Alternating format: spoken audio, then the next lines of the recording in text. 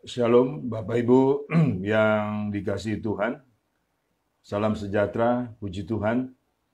Hari ini kembali kita boleh mendengar firman Tuhan, menerima kekuatan dari perkataan Tuhan, dari kehendak Tuhan. Saya percaya bahwa firman Tuhan tidak pernah kembali dengan sia-sia, dan firman ini akan menegur, mengajar, dan membuat nasihat bagi setiap kita. Hari ini tema khotbah saya Bapak Ibu adalah hidup berdampak. Hidup yang berdampak dari orang percaya. Hidup yang berdampak dari orang percaya. Hidup ini Bapak Ibu saling mempengaruhi dan dipengaruhi. Persoalannya adalah apakah kita mau lebih banyak dipengaruhi atau mau lebih banyak mempengaruhi. Ini bicara nilai-nilai kehidupan kita dalam sepanjang umur hidup kita. Namun Bapak Ibu, sebelum untuk lebih jauh saya berkhotbah soal hal ini, kita berdoa terlebih dahulu. Bapa Surgawi, dalam nama Tuhan Yesus kami mengucap syukur, jikalau hari ini kembali boleh mendengar firman-Mu, boleh mendapatkan teguran dan ajaran dari kehendak-Mu, untuk hidup kami selalu menyenangkan hati-Mu, untuk hidup kami berdampak dalam kemuliaan-Mu dan memberikan pengaruh yang baik kepada orang-orang di sekitar kami. Terima kasih Bapa, terpuji-pujilah nama Tuhan. Terima kasih Roh Kudus, dalam nama Tuhan Yesus kami mengucap syukur dan sudah berdoa. Haleluya. Amin. Haleluya. Saudara, seperti semula yang saya bicara mengenai hidup kita itu, hidup yang berdampak dari orang percaya. Sebagai orang yang percaya, yang disebut orang Kristen Bapak Ibu, harus lebih banyak mempengaruhi seseorang, mempengaruhi orang di sekitar kita. Bukan malah sebaliknya Bapak Ibu, kita dipengaruhi oleh ajaran-ajaran yang tidak benar. Jadi, hidup di dalam kehidupan yang sebenarnya adalah saling mempengaruhi. Jikalau kita lebih banyak mempengaruhi orang lain dalam kebenaran firman Tuhan, itu yang Tuhan berkehendak. Tetapi kalau kita lebih banyak dipengaruhi oleh hal-hal yang negatif, Bapak Ibu, wah itu namanya kita sudah mati. Ya, teringat saya Bapak Ibu dengan ikan di laut. Ikan di laut itu kenapa tidak asin? Karena dia masih hidup, Bapak Ibu. Kalau dia sudah mati, ya jadi ikan asin dia. Pengaruh seburuk apapun di sekitar kita, janganlah berdampak atas hidup kita. Justru kitalah yang harus berdampak atas mereka dalam kebenaran firman Tuhan dan menjadi pelaku firman Tuhan. Tapi sangat disayangkan Bapak Ibu, jikalau banyak orang Kristen dipengaruhi oleh hal-hal yang jahat dan tidak mampu mempengaruhi hal-hal yang baik kepada orang lain. Berarti kamu Kristen sudah mati. Tinggal tunggu tanggal mainnya engkau masuk neraka. Ini penting Bapak Ibu. Nah, inilah yang akan kita bicarakan. Pengaruh apa saja atau dampak pengaruh apa saja yang kita munculkan, yang kita timbulkan dari hidup kita. Sebagai ayat penuntun kita Bapak Ibu, saya ambil dalam 1 Timotius 4. 1 Timotius 4 ayat 12. Jangan seorang pun menganggap engkau rendah karena engkau muda. Jadilah teladan bagi orang-orang percaya dalam perkataanmu, 1, dalam tingkah lakumu, 2, dalam kasihmu, 3, dalam kesetiaanmu, 4, dan dalam kesucianmu, 5. 5 inilah yang akan kita perdalam. Ini pesan Rasul Paulus kepada Timotius. Seperti kita ketahui Bapak Ibu, Timotius adalah anak didik atau anak rohani Rasul Paulus. Dan usia Timotius sangat amat muda Bapak Ibu. Waktu dipesankan hal ini, kenapa? Mengingat bahwa Timotius akan berhadapan dengan orang-orang yang sangat berpengaruh, yang lebih tua. Sangat berpengaruh di sekitar dia dalam penginjilan. Bahkan pengaruh kesesatan, pengaruh kenajisan kuat di sekitar Timotius. Makanya 5 pesan ini Paulus pesankan kepada Timotius untuk memberi dampak kepada orang-orang di sekitar Timotius. Jangan sampai Timotius menjadi korban dampak orang-orang penyesat tersebut. Sehingga pada akhirnya, saudaraku, jangan sampai Timotius gagal menjadi rasul, gagal menjadi orang percaya. Seharusnya Timotius memberi dampak kepada orang lain dalam hal 5 bagian ini. Ini penting ya bagi setiap kita ya Bapak Ibu. Pengaruh yang baik, pengaruh yang kita keluarkan yang benar itu harus kuat Bapak Ibu. Sebagai orang benar, sebagai anak Tuhan.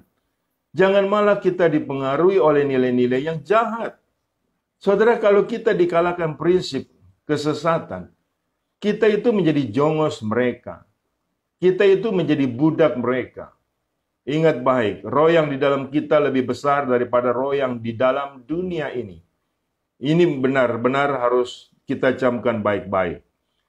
Yang pertama kita lihat, saudaraku, yang pertama adalah dampak perkataan. Yang tadi saya sebut ada 5 yang dipesankan oleh Paulus kepada Timotius. Harus berdampak. Yang pertama, dampak perkataan. Saya ambil di Matius 10 ayat 5 sampai 15. Matius 10 ayat 5. Ke-12 murid itu diutus oleh Yesus dan ia berpesan kepada mereka. Janganlah kamu menyimpang ke jalan bangsa lain atau masuk ke dalam kota orang Samaria. Melainkan pergilah kepada domba-domba yang hilang dari umat Israel.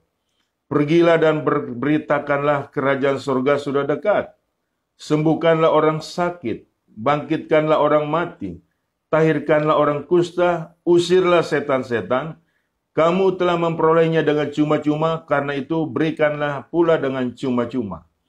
Janganlah kamu membawa emas atau perak atau tembaga dalam ikat pinggangmu. Janganlah kamu membawa bekal dalam perjalanan.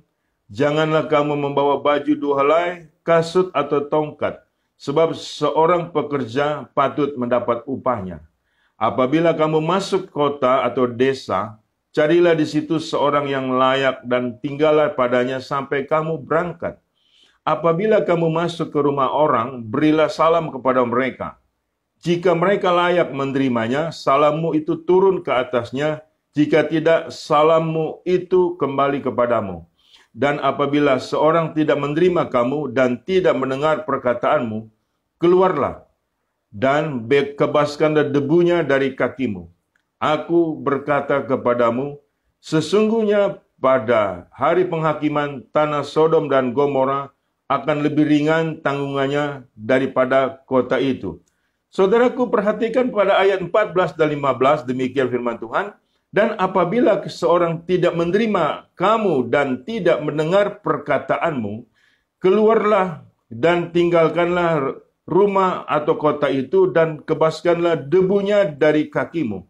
Aku berkata kepadamu, sesungguhnya pada hari penghakiman tanah Sodom dan Gomora akan lebih ringan tanggungannya daripada kota itu. Perhatikan Bapak Ibu, perkataan orang benar harus benar-benar saudaraku terjadi atas setiap hidup kita dan berdampak bagi orang lain. Bahkan siapapun yang tidak menerima perkataan kita, siapapun yang tidak menerima dengan hal-hal yang kita ucapkan dalam kebenaran, itu hukumannya berat Bapak Ibu. Kalau kita beri salam tidak diterima, salam itu kembali kepada kita. Dan orang itu mendapat hukuman daripada Tuhan. Jadi perkataan ini sangat penting. Perkataan, dampak perkataan itu sangat dahsyat Bapak Ibu. Bahkan di sini di awal ayat ini Bapak Ibu dikatakan di ayat yang ke-5-nya. Janganlah engkau ke Samaria. Kenapa? Karena Bapak Ibu di Samaria ada pengaruh-pengaruh yang jahat. Jadi artinya perkataan kita itu harus tepat sasaran. Dan tidak perlu buang-buang waktu. Sekarang kok banyak orang Kristen punya perkataan sia-sia Bapak Ibu. Perkataan yang kotor, perkataan fitnah, perkataan najis yang keluar dari mulutmu. Itu adalah sikap hatimu. Perkataan kita harus benar dan harus baik. Perkataan kita benar-benar mendatangkan berkat bagi orang lain. Bukan malah mendatangkan kutuk. Kalau perkataan kita mendatangkan kutuk, kita juga terkutuk Bapak Ibu. Ingat baik dalam hal ini. Jadi perkataan ini, saudaraku, sangat-sangat amat dahsyat. Bahkan yang tidak menerima perkataan yang keluar dari mulut kita dalam rangka kebenaran, itu hukumannya lebih berat dari Sodom dan Gomora. Ini nggak bercanda Bapak Ibu dalam hal ini. Iya kan? Sebab kalau tidak demikian, saudaraku, perkataan kita perkataan yang sia-sia. Pada hari penghakiman ini akan dihakimi Bapak Ibu. Jadi mulai sekarang perkataan-perkataan yang tidak berdampak positif, yang tidak berdampak kebenaran, tinggalkan Bapak Ibu. Jangan mengotori hatimu. Iya kan? Jangan mengotori pikiranmu. Jangan mengotori dirimu. Engkau itu anak Tuhan, orang percaya. Perkataannya adalah harus berdampak bagi orang lain, menguatkan, memulihkan saudaraku. Bahkan saudaraku, perkataan kita mengandung kuasa untuk menyembuhkan orang sakit, untuk mengusir setan. Setan pun tahu saudaraku, setiap orang punya perkataan. Iya kan, sering saya punya pengalaman Bapak Ibu, sesama hamba Tuhan, kenapa seringkali hamba Tuhan yang satu bisa teraniaya oleh orang kerasukan setan? Karena perkataan-perkataannya seringkali saudaraku banyak berbohong. Iblis tahu engkau siapa dari perkataanmu, dari ucapanmu. Yang setan pun tahu Bapak Ibu. Itu adalah bagian yang untuk dia lumat Bapak Ibu. Itu adalah bagian yang untuk dihancurkan sama si jahat. Makanya perkataan kita harus ada wibawa. Jangan mengeluarkan perkataan-perkataan yang kotor, perkataan-perkataan yang mengecewakan Tuhan. Karena dari sikap perkataan itulah sesungguhnya yang haram itu Bapak Ibu yang keluar dari mulut kita yang menajiskan, bukan yang masuk. Kalau yang masuk keluar ke jamban. Yang kita keluarkan itulah perkataan-perkataan apa? Perlu kembali kita teliti, perlu kembali kita simak Bapak Ibu. Ada ayat-ayat yang lain Bapak Ibu di Efesus 4 ayat 29. Di Efesus 4 ayat 29. Janganlah ada perkataan kotor keluar dari mulutmu, tetapi pakailah perkataan yang baik untuk membangun di mana perlu, supaya mereka yang mendengarnya beroleh kasih karunia. Perkataan kita, saudaraku, mengantar orang mendapatkan kasih karunia Allah. Perkataan kita, Bapak Ibu, mengantar seseorang mendapatkan pengampunan dosa. Ada firman Tuhan mengatakan, Bapak Ibu, di Yohanes, dikatakan di Injil Yohanes, jikalau engkau mengatakan orang itu dosanya tetap, tetaplah dosa orang itu. Apabila engkau mengatakan diampunilah dia, diampunilah dosa orang itu. Makanya perkataan kita bisa membuat orang itu hitam atau putih, Bapak Ibu. Menjadi hitam atau putih. Mulai saat ini, Bapak Ibu, perkatakanlah firman Tuhan. Mulai saat ini, perkatakanlah yang benar. Mulai saat ini, perkatakanlah, lepaskan pengampunan atas orang yang bersalah kepada kita. Berdoalah, berkata-kata yang baik, saudaraku. Ini satu nilai yang Tuhan dukung, yang Tuhan inginkan bagi setiap kita. Di dalam 1 Korintus 1 ayat 5. Sebab di dalam dia, kamu telah menjadi kaya dalam segala hal, dalam segala macam perkataan, dan segala macam pengetahuan. Jadi perkataan ada urusan dengan pengetahuan. Kalau perkataanmu buruk, pengetahuanmu dangkal. Kalau perkataanmu kotor, pengetahuanmu itu jahat, Bapak Ibu. Ini penting. Jadi saudaraku, di dalam nilai hidup kita, kita ini siapa? Dilihat dari perkataan. Kemudian dilihat dari perilaku. Jadi semua ada alurnya seperti itu, Bapak Ibu. Mekanismenya seperti itu. Ada seorang ibu pernah jumpa dengan saya mengatakan gini, Pak Pendeta, sebetulnya hati saya baik, walaupun mulut saya jahat. Saya bilang, kenapa bisa begitu? Ya, kalau mulut saya itu seringkali berkata-kata yang jahat kepada orang lain. Tapi hati saya sebetulnya baik. Saya bilang, you ketipu sama iblis itu. Saya bilang, iya kan? Kalau mulutmu baik, perkataanmu, hatimu baik. Kalau hatimu jahat, perkataanmu jahat. Itu nggak bisa dipungkiri. Dia mau coba, saudaraku, ya kan, mendikte nilai-nilai kebenaran. Tidak bisa. Iya kan, saudaraku? Kalau kita punya perkataan baik, hati kita baik. Itu harusnya itu garis tegak lurus. Pak, kalau ada orang perkataannya baik tapi hatinya jahat, nah itu adalah juga kejahatan, Bapak Ibu. Jadi di sini jangan kau menyimpang dari kebenaran dan dolak-dalik, supaya kita ini, saudaraku, tidak di dalam kejahatan. Kemudian di 1 Petrus 3 ayat 10, siapa yang mau menyintai hidup dan mau melihat hari-hari baik, ia harus menjaga lidahnya terhadap hal yang jahat dan bibirnya terhadap ucapan-ucapan yang menipu.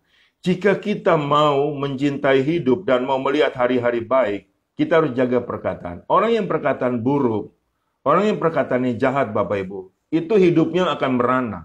Hidupnya akan menderita karena Tuhan yang beracara sama orang itu. Tuhan yang menghakimi atas orang itu. Makanya di sini kalau kita mengasihi hidup, perkatakanlah hal yang baik. Perkatakanlah firman Tuhan. Supaya orang yang mendengarnya Bapak Ibu memperoleh keselamatan. Memperoleh kasih karunia dari Yesus Kristus. Supaya kita jangan sampai memperkatakan yang kotor. Yang kedua, saudaraku, dampak tingkah laku. Dampak tingkah laku. Di Yeremia 7 ayat 1-7, dampak tingkah laku. Firman yang datang kepada Yeremia daripada Tuhan bunyinya. Berdirilah di pintu gerbang rumah Tuhan, serukanlah di sana firman ini dan katakanlah, dengarlah firman Tuhan. Hai sekalian orang Yehuda yang masuk melalui semua pintu gerbang ini untuk sujud menyembah kepada Tuhan. Beginilah firman Tuhan. Semesta alam, Allah Israel, perbaikilah tingkah lakumu dan perbuatanmu, maka aku mau diam bersama-sama kamu di tempat ini. Janganlah percaya kepada perkataan dusta yang berbunyi, ini bait Tuhan. Ini bait Tuhan, bait Tuhan. Melainkan jika kamu sungguh-sungguh memperbaiki tingkah lakumu dan perbuatanmu, jika kamu sungguh-sungguh melaksanakan keadilan di antara kamu masing-masing, tidak menindas orang asing, yatim dan janda, tidak menumpahkan darah orang yang tak bersalah di tempat ini dan tidak mengikuti Allah lain yang menjadi kemalanganmu sendiri, maka aku mau diam bersama-sama kamu di tempat ini, di tanah yang telah kuberikan kepada nenek moyangmu dari dahulu kala sampai selama-lamanya. Saudaraku, lihat perkataan tingkah laku yang Tuhan inginkan. Saudara, firman Tuhan mengatakan, seringkali orang ngomong, ini bait Roh Kudus, ini bait Allah. Tapi dia nggak menjaga tingkah lakunya, saudaraku. Dengan dia tidak menjaga tingkah lakunya, itu omong kosong, Bapak Ibu. Banyak orang Kristen mengatakan, tubuhku bait Roh Kudus. Tubuhku itu bait Allah. Tetapi tingkah lakunya dia nggak jaga. Tingkah lakunya dia nggak kontrol sesuai keinginan Tuhan. Itu kita penipu, Bapak Ibu. Iya kan? Seringkali kan kita dusta. Kita bilang bait ini Roh Kudus, tapi kelakuan najis. Itu omong kosong. Engkau sedang menghanguskan dirimu sendiri di neraka. Hati-hati tingkah laku kita. Tingkah laku adalah satu nilai perbuatan yang Tuhan inginkan adalah dalam kebenaran. Iman tanpa perbuatan hakikatnya mati. Sampai sebegitunya Bapak Ibu, nilai-nilai tingkah laku begitu penting. Jangan kita anggap tidak penting Bapak Ibu. Iya kan? Kita seringkali mengatakan anak Tuhan, tapi tingkah laku kayak setan. Itu omong kosong. Saudaraku, jangan sampai kita melakukan nilai-nilai yang tanpa kita sadari, yang akhirnya kita sadar kita tidak ada di sorga. Ini penting Bapak Ibu kita camkan baik-baik. Orang percaya harus punya dampak dalam tingkah lakunya yang benar. Dalam tingkah lakunya yang jelas di dalam terang Tuhan. Bukan di dalam kegelapan. Jangan kau sembunyikan tingkah lakumu yang baik dan benar. Ya kan? Permuliakanlah Tuhan dengan tingkah lakumu yang baik dan benar. Itu yang Tuhan inginkan.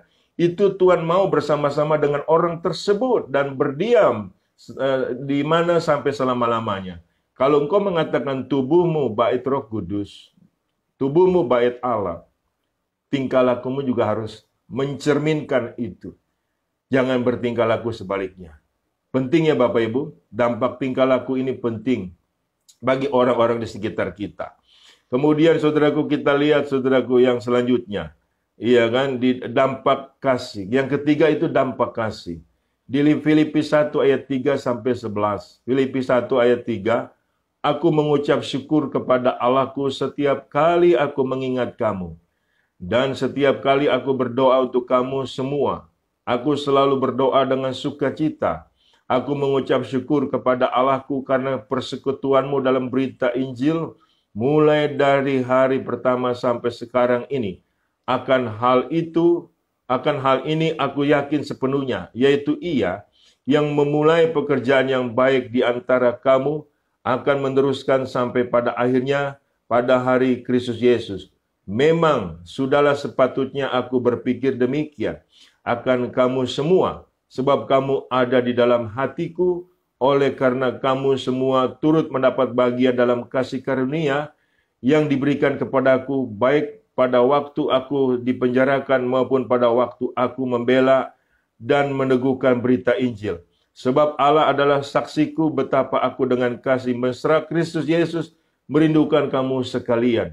Dan inilah doaku, semoga kasih-Mu makin melimpah dalam pengetahuan yang benar dan dalam segala macam pengertian, sehingga kamu dapat memilih apa yang baik supaya kamu suci dan tak bercacat menjelang hari Kristus, penuh dengan buah kebenaran yang dikerjakan oleh Yesus Kristus untuk memuliakan dan memuji Allah.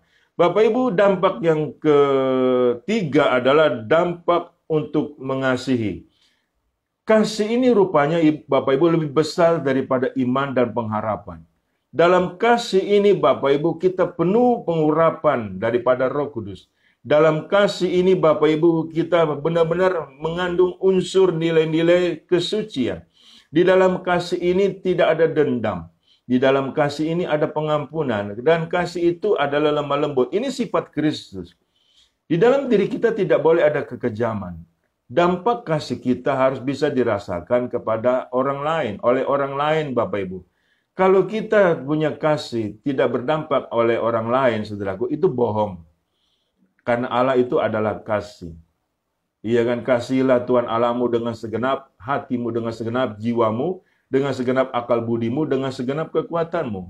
Dan kasihilah sesamamu seperti engkau mengasihi dirimu sendiri. Jadi saudaraku, di dalam diri kita ini harus meluap-luap nilai kasih akan orang lain, saudaraku. Dan otomatis di dalam diri kita tidak ada kekecewaan. Di dalam diri kita tidak ada dendam. Di dalam diri kita tidak ada akar pahit. Karena kita sudah melepaskan kasih kepada orang-orang yang menyakiti kita. Kita sudah melepaskan kasih kepada orang-orang yang menganiaya kita. Ini penting Bapak Ibu. Itu dampak orang percaya. Iya kan? Kalau Allah kita begitu kasih, iya kan, karena begitu besar kasih Allah akan dunia ini, sehingga ia mengaruniakan anak yang tunggal dalam barang siapa yang percaya kepada tidak binasa, melainkan beroleh hidup yang kekal. Iya kan? Kalau Allah kita sedemikian rupa mengasihi kita, kita juga harus sedemikian rupa mengasihi sesama kita. Jadi dampak yang ketiga adalah kasih. Kasih harus dilihat oleh orang lain, harus bisa dirasakan oleh orang lain. Terlebih lagi oleh orang-orang yang terdekat, saudaraku. Suami harus mengasihi istri, istri harus mengasihi suami. Anak-anak harus mengasihi orang tua harus mengasihi anak-anak. Dan selanjutnya Bapak Ibu. Supaya kita ada cermin kasih Allah di dalam diri kita dan orang lain melihat. Sehingga dengan kasih Allah ini banyak orang bertobat dan datang kepada Yesus Kristus, Bapak Ibu. Ini penting ya Bapak Ibu. Supaya kita mengkondisikan diri sebagai surat yang terbuka. Injil yang Kristus yang terbuka bisa dilihat oleh orang lain. Yang keempat Bapak Ibu adalah dampak kesetiaan. Di 1 Timotius 5 ayat 12, dampak kesetiaan. Dan dengan memungkiri kesetiaan mereka yang semula kepadanya, mereka mendatangkan hukuman atas dirinya. Saudara, setialah sampai mati. Bila manakah kita memungkiri kesetiaan ini? Jikalau kita berdosa. Jikalau kita berdosa, kita memungkiri kesetiaan kepada Tuhan. Jikalau kita berdukun, kita memungkiri kesetiaan kepada Tuhan. Ya, ini penting untuk kita waspadai. Kesetiaan kita harus sampai mati. Dan ini berdampak bagi orang-orang yang percaya, Bapak Ibu. Dan apalagi kita sebagai kepala keluarga. Kesetiaan kita kepada Kristus harus bisa dilihat oleh anak-anak kita, Bapak Ibu. Jangan melakukan penyimpangan. Jangan melakukan pengkhianatan. Setialah sampai mati dengan Yesus Kristus. Kepada Yesus Kristus. Bukan kepada yang lain. Dunia ini meminta Anda juga untuk setia. Jangan digubris. Abaikan itu. Tetapi Tuhan meminta kepadamu untuk engkau setia kepadanya. Barang siapa setia, Tuhan Yesus juga setia. Supaya kita dalam kondisi tetap setia. Ingat baik-baik Bapak Ibu, dampak kesetiaan kepada nilai-nilai hidup kita terhadap iman kita kepada Yesus Kristus dilihat oleh banyak orang. Jikalau kita dilihat banyak orang Bapak Ibu tidak setia kepada iman kita kepada Yesus Kristus, orang itu akan mencibir. Kamu aja tidak setia, kamu ingin mengajak saya menjadi Kristen. Mana sudi saya, mana mau saya. Kalau kamu setia, aku bisa melihat cermin kesetiaan itu Bapak Ibu. Sehingga orang itu dengan sendirinya, ya kan, mengakui kekuatan iman kesetiaan kita kepada Kristus Yesus. Hendaklah engkau setia. Yang terakhir. Yang kelima, dampak kesucian. Dampak kesucian. Berbahagialah orang yang suci hatinya, karena mereka akan melihat Allah. Saya ulang. Berbahagialah orang yang suci hatinya, karena mereka akan melihat Allah. Saudara melayani Tuhan, kalau enggak suci hatinya, engkau tidak bisa melihat Allah. Kalau engkau tidak bisa melihat Allah, bagaimana engkau tahu akan kebenarannya? Kalau engkau tidak tahu akan kebenarannya, apa yang kau mau ajar kepada orang-orang di sekitarmu? Dampak apa yang engkau akan munculkan kalau engkau tidak bisa melihat terang Tuhan? Pasti dampak kegelapan, pasti dampak kesesatan. Ini jangan main-main Bapak Ibu. Sekarang nilai kesucian, nilai kekudusan itu, saudaraku, sudah langka. Orang Kristen sudah tidak menghargai hal ini lagi. Mereka penuh dengan kenajisan. Mereka penuh dengan perzinahan, Bapak Ibu. Iya, no? Engkau tidak akan pernah bisa melihat Allah. Yang bisa engkau lihat adalah api neraka. Ini penting, saudara, untuk kita hati-hati dalam hal kesucian kita. Jadi betapa berbahagianya apabila kita dalam kesucian, kekudusan. Dampaknya adalah kita bisa melihat kemuliaan Tuhan. Dengan demikian kita juga bisa menceritakan kebaikan Tuhan. Kita bisa menceritakan nilai-nilai hal-hal yang benar daripada Tuhan. Apalagi kita sebagai pelayan Tuhan. Kalau kita penuh kenajisan, apa yang kau akan beritakan di mimbar? Ya, apa yang kau akan beritakan? Itu kebohongan semua, saudaraku. Iya kan? Kalau di dalam dirimu itu penuh kenajisan, apa yang akan kau beritakan? Kecuali kemunafikan. Yang kamu nafikan, kamu rugi sendiri. Jangan sementara engkau menginjil, engkau sendiri ditolak. Penting ya Bapak Ibu, dampak-dampak ini harus yang kita munculkan dalam kebenaran firman Tuhan. Jangan sampai kita menjadi batu sandungan. Hendaklah kita menjadi batu penjuru yang untuk dilihat banyak orang. Timotius adalah rasul yang sangat muda. Rahasianya Bapak Ibu, dia berhasil dalam pelayanannya adalah 5 dampak yang dia punya, yang dia keluarkan dalam perilakunya, saudaraku, yang telah dipesankan oleh Bapak rohaninya, yaitu Rasul Paulus. Jadi setiap kita, saudaraku, harus mempunyai 5 dampak yang baik ini. Iya kan Bapak Ibu, yaitu dampak perkataan, dampak tingkah laku, dampak kasih, dampak kesetiaan, dan dampak kesucian. Jika kita tidak punya 5 bagian ini, omong kosong, kita ingin berpengaruh yang baik. Omong kosong, lupakan saja Bapak Ibu. Itu hanya angan-angan. Iya kan saudaraku, jangan bercanda. Tuhan itu adalah Tuhan yang real. Allah turut bekerja mendatangkan kebaikan bagi orang-orang mengasihi Dia. Setiap kita harus camkan baik-baik firman yang saya sampaikan pada hari ini. Iya kan? Apakah Bapak Ibu mau menyia-nyiakan? Itu terserah. Jangan ada nilai-nilai kenajisan. Kalau kita tetap mau melihat terang Kristus di dalam diri kita dan untuk terang bagi orang lain. Saya percaya firman Tuhan ini, saudaraku, menjamah bagi setiap kita. Saya percaya firman Tuhan ini, saudaraku, tidak kembali dengan sia-sia. Saya berdoa, Bapak Ibu, jangan keraskan hatimu apabila engkau mendengar firman-Mu. Bapa Surgawi, aku sudah mendengar firman-Mu. Firman-Mu luar biasa. Yang hari ini kami mendapatkan pemulihan, ajaran dan teguran. Dan firman-Mu ini adalah kehidupan setiap kami.